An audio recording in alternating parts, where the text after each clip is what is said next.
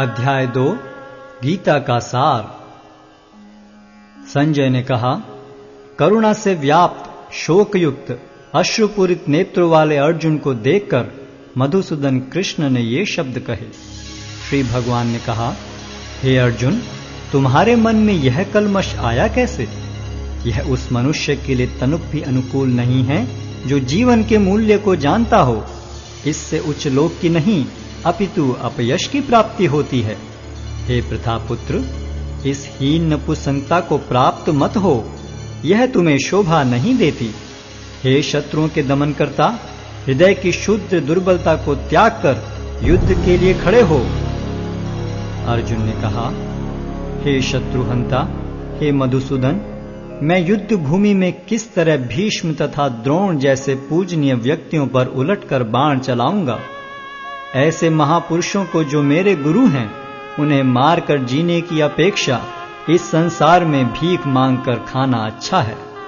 भले ही वे सांसारिक लाभ के इच्छुक हों, किंतु हैं तो गुरुजन ही। यदि उनका वध होता है तो हमारे द्वारा भोग्य प्रत्येक वस्तु उनके रक्त से सनी होगी। हम यह भी नहीं जानते कि हमारे लिए क्या श्रेष्ठ है, उनको जीतना या उनके द्वारा जीते जाना। यदि हम धृतराष्ट्र के पुत्रों का वध कर देते हैं तो हमें जीवित रहने की आवश्यकता नहीं है, फिर भी वे युद्ध भूमि में हमारे समक्ष खड़े हैं।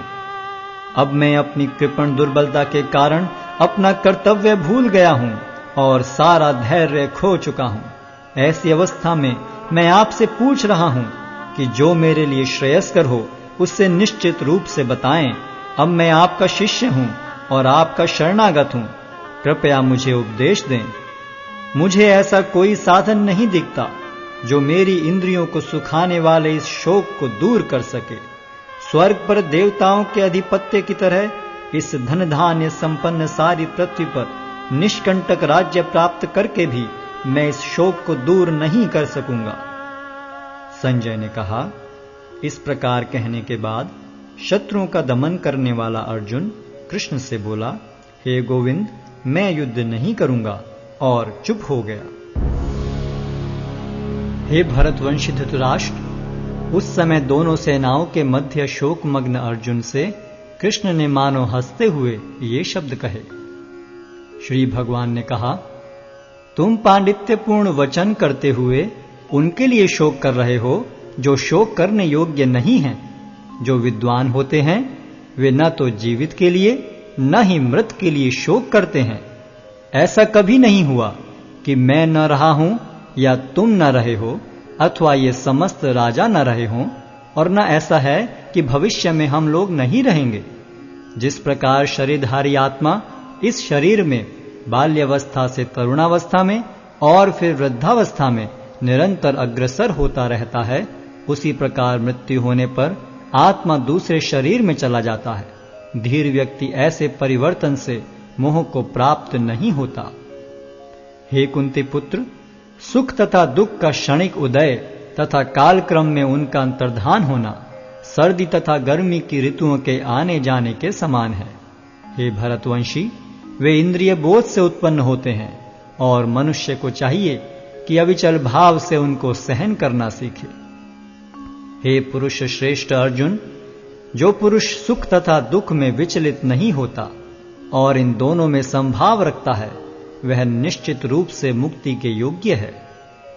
तत्वदर्शियों ने यह निष्कर्ष निकाला है कि असत का तो कोई चिरस्थायित्व नहीं है, किंतु सत अपरिवर्तनीय रहता है। उन्होंने इन दोनों की प्रकृति के अध्ययन द्वारा यह निष्कर्ष निकाला है। जो सारे शरीर में व्याप्त है उसे ही तुम अविनाशी समझो। उस अव्यय आत्मा को नष्ट करने में कोई भी समर्थ नहीं है। अविनाशी, अप्रमेय तथा शाश्वत जीव के भौतिक शरीर का अंत अवश्यम भावी है। अतः हे भरतवंशी, युद्ध करो। जो इस जीवात्मा को मारने वाला समझता है तथा जो इसे मरा हुआ समझता है, वे दोनों ही अज्ञानी हैं, क्योंकि आत्मा न तो मरता है और न मारा जाता है। आत्मा के लिए किसी भी काल में न तो जन्म है न मृत्यु। वह न तो कभी जन्मा है, न जन्म लेता है और न जन्म लेगा।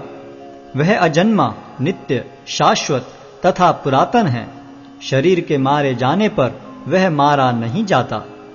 हे पार्थ, जो व्यक्ति यह जानता है कि आत्मा अविनाशी, अजन्मा, शाश्वत तथा अव्यय है, वह भला किसी को कैसे मार सकता है या मरवा सकता है?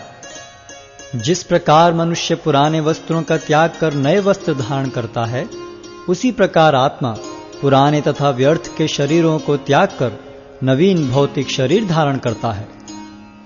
यह आत्मा न तो कभी किसी शस्त्र द्वारा खंड खंड किया जा सकता है, न अग्नि द्वारा जलाया जा सकता है, न जल द्वारा भिगोया या वायु द्वारा सुखाया जा सकता है। यह आत्मा अखंडित तथा अघुलनशील है। इसे न तो जलाया जा सकता है, न ही सुखाया जा सकता है। यह शाश्वत, सर्वव्यापी, अविकारी, स्थिर तथा सदैव एक सा रहने वाला है। यह आत्मा अव्यक्त, अकल्पनीय तथा अपरिवर्तनीय कहा जाता है। यह जानकर तुम्हें शरीर के लिए शोक नहीं करना चाहिए। किंतु यदि तुम यह सोचते हो कि आत्मा अथवा जीवन का लक्षण सदा जन्म लेता है तथा सदा मरता है, तो भी हे महाबाहु, तुम्हारे शोक करने का कोई कारण नहीं है। जिसने जन्म लिया है उसकी मृत्यु निश्चित है और मृत्यु के पश्चात पुनर्जन्म भी निश्चित है। अतः अपने अपरिहार्य कर्तव्य पालन में तुम्हें शोक नहीं करना चाहिए। सारे जीव प्रारंभ में अव्यक्त रहते हैं, मध्य अवस्था में व्यक्त होते हैं और विनष्ट होने पर पुनः अव्यक्त हो जाते हैं। अतः शोक करने की क्या आवश्यकता है? कोई आत्मा को आश्चर्य से देखता है, कोई इसे आश्चर्य की तरह बताता है तथा कोई इसे आश्चर्य की तरह सुनता है, किंतु कोई कोई इसके विषय में सुनकर भी कुछ नहीं समझ पाते। हे भरतवंशी, शरीर में रहने वाले का कभी भी वध नहीं किया जा सकता। अतः तुम्हें किसी भी जीव के लिए शोक करने की आवश्यकता नहीं है। क्षत्रिय होने के नाते अपने विशिष्ट धर्म का विचार करते हुए तुम्हें जानना चाहिए कि धर्म के लिए युद्ध करने से बढ़कर तुम्हारे लिए अन्य कोई कार्य नहीं है। अतः तुम्हें संकोच करने की कोई आवश्यकता नहीं है। हे पार्थ, वे क्षत्रिय सुखी हैं जिन्हें ऐसे युद्ध के अवसर अपने आप प्राप्त होते हैं, जिससे उनके लिए स्वर्ग लोक के द्वार खुल जाते हैं। किंतु यदि तुम युद्ध करने के स्वधर्म को संपन्न नहीं करते, तो तुम्हें निश्चित रूप से अपने कर्तव्य की उपेक्षा करने का पाप लगेगा और तुम योद्धा के रूप में भी अपना यश खो दोगे। लोग सदैव तुम्हारे अपयश का वर्णन करेंगे और सम्मानित व्यक्ति के लिए अपयश तो मृत्यु से भी बढ़कर है। जिन जिन महान योद्धाओं ने तुम्हारे नाम तथा यश को सम्मान दिया है, वे सोचेंगे कि तुमने डर के मारे युद्ध भूमि छोड़ दी है और इस तरह वे तुम्हें तुच्छ मानेंगे।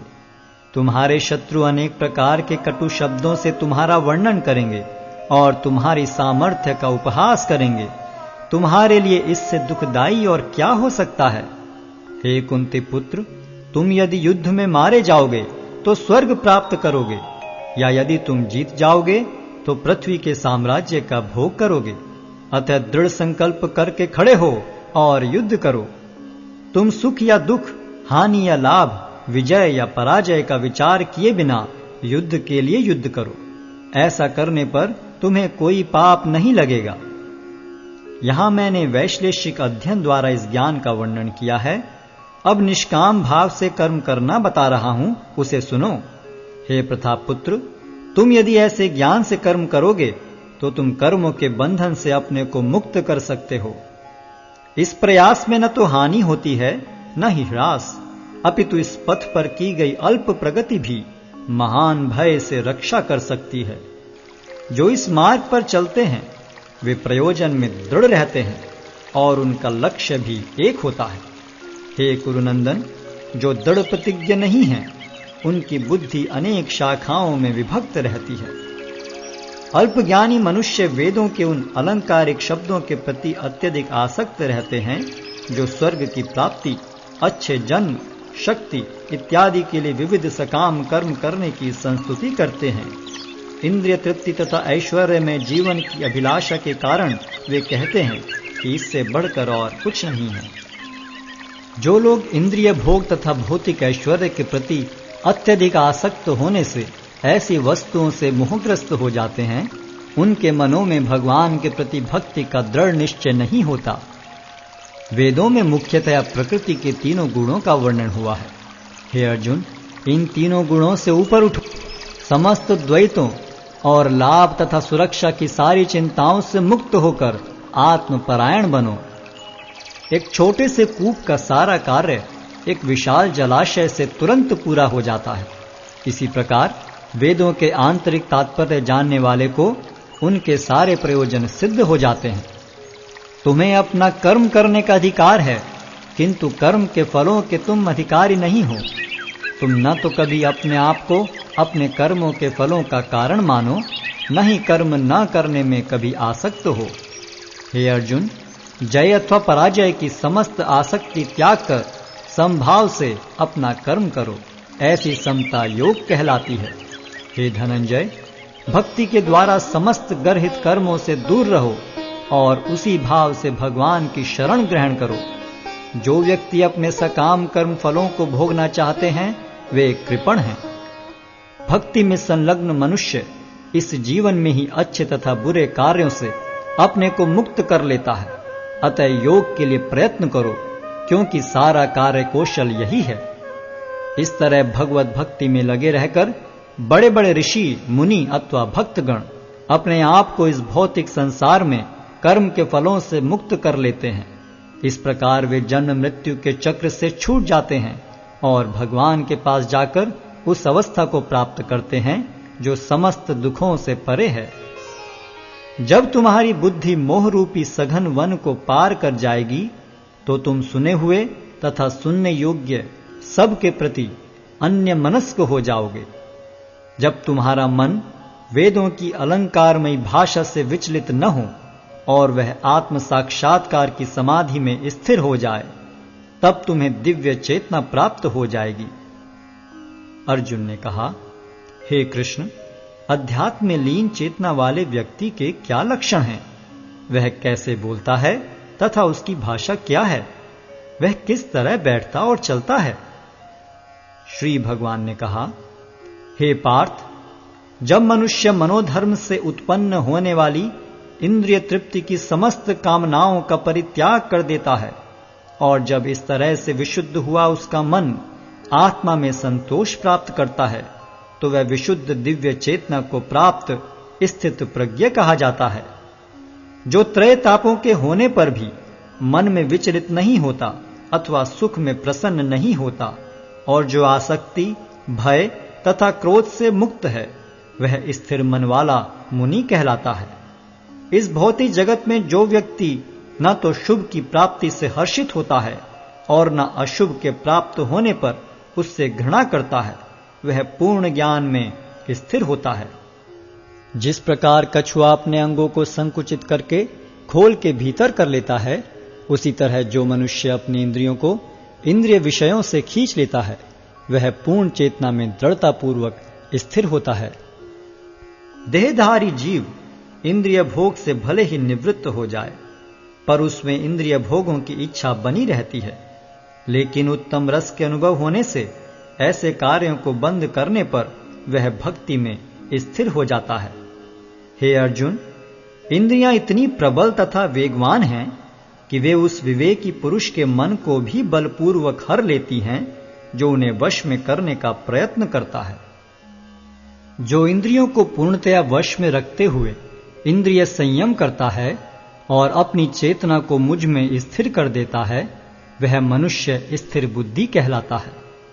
इंद्रिय विषयों का चिंतन करते हुए मनुष्य की उनमें आसक्ति उत्पन्न हो जाती है और ऐसी आसक्ति से काम उत्पन्न होता है और फिर काम से क्रोध प्रकट होता है। क्रोध से पूर्ण मोह उत्पन्न होता है और मोह से स्मरण शक्ति का विभ्रम हो जाता है। जब स्मरण शक्ति भ्रमित हो जाती है तो बुद्धि नष्ट हो जाती है और बुद्धि नष्ट होने पर मनुष्य भवकूप में पुनः गिर जाता है। किंतु समस्त राग तथा द्वेष से मुक्त एवं अपनी इंद्रियों को संयम द्वारा वश में करने में समर्थ व्यक्ति भगवान की पूर्ण कृपा प्राप्त कर सकता है।